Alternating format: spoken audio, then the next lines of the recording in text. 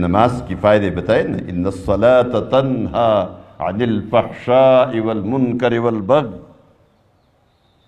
بے شک نماز گناہوں سے، منکرات سے، بے حیائی سے روکتی ہے، نماز متقی بناتی ہے۔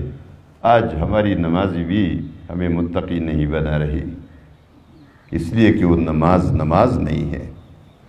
ہماری نمازیں اور ہمارے سجدے اور ہمارے رکوع وہ سجدے نہیں رہے جو ہمیں اپنے رب کے قریب کرے، اس لیے کہ سجدے میں فکر دوسری ہوتی ہے، نماز میں ہماری سوچ کہیں اور ہوتی ہے۔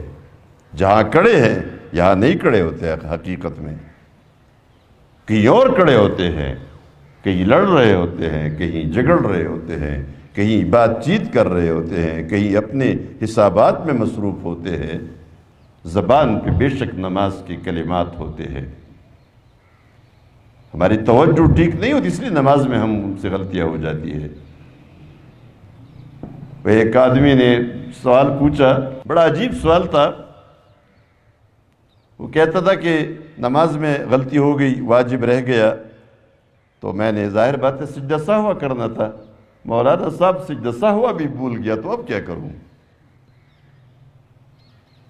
یہ وہ مسائل ہے، وہ مشکلات ہے جو ہمارے سامنے درپیش ہے۔ لا الہ الا اللہ، لا الہ